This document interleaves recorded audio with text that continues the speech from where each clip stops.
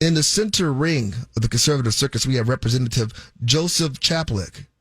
And Representative, you actually represent the good people of Scottsdale, and I'm hearing from them, and they're mad about the detention facility that ICE set up. Are you as upset as they are? And what are you hearing from your constituents?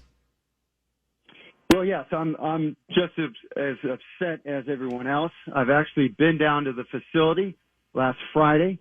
I'll probably go down again today. There was hundreds of people there speaking against this. And the cars driving by, hitting their horns, everybody is getting aware of this. And I'll tell you, I spoke out publicly about this in opposition. I reached out to the AG office. I put out a Twitter post. I made it known that our city leaders are doing nothing against this. James T., when you look at what's going on in Paradise Valley, because we're really close to the border here, and I represent Scottsdale and Fountain Hills, you've got current and former town council members fighting against this in Paradise Valley to get the contract canceled. But here in Scottsdale, this community, nothing, crickets. The city council and the mayor are telling all their constituents with their words and actions that they support this. Who in city council is fighting against this? They're just going off of, well, it's a federal policy. We can't do anything. Not good enough. Unacceptable for our residents. I understand, Representative Chaplik, that you have some background in real estate. If I'm correct, what kind of impact could moving a detention center into the center of town do to a community in economic terms?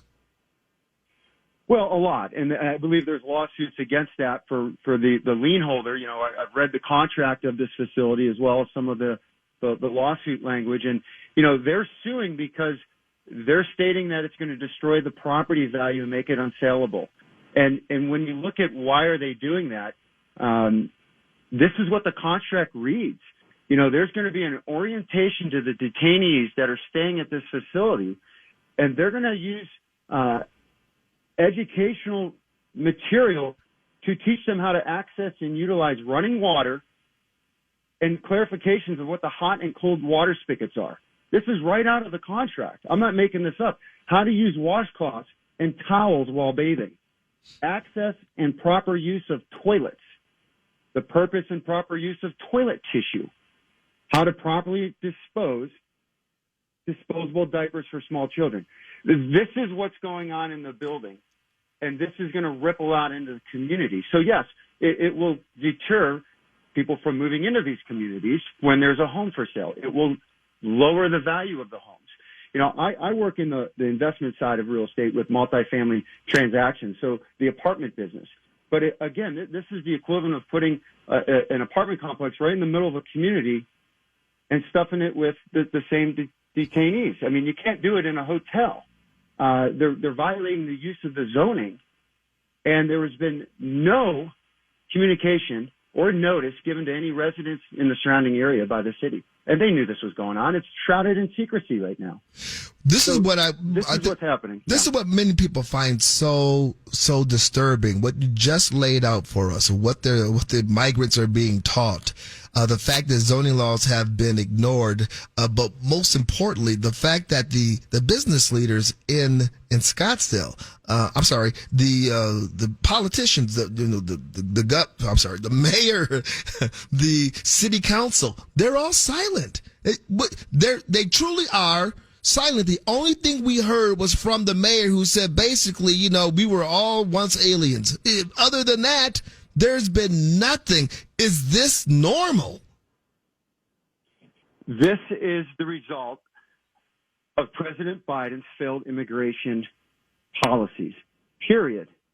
This is what happens when you have no borders, no fences, no walls, and now we're having real effects in our district, our state, and we shouldn't tolerate it. The community surrounding this hotel shouldn't tolerate it, and they're obviously showing that they care, and they're getting out there to stop it, because this is against the zoning of the building and violating the rights to the property. And believe me, it's a community neighborhood.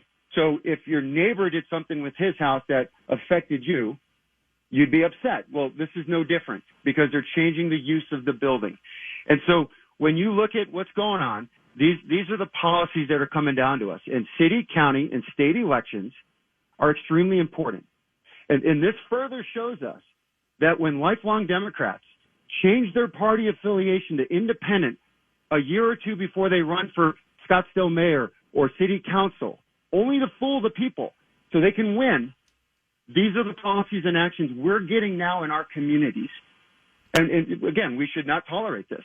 We need to hold people accountable for it, and we need to fight back. This is not good for the community. Now, again, no ill will against the detainees, but they're being housed in a hotel in the middle of a neighborhood. Well, yeah, I don't even necessary to give them deference. But if we were in their situation, I'm sure we do our best to get to this country as well, the best country in the world. However, they didn't come here the right way, and the government is facilitating the madness. We have Representative Joseph Chaplik in the center ring of the conservative circus. Is there any talk about what the legislature might be able to do to see that this kind of thing can't happen here in the future?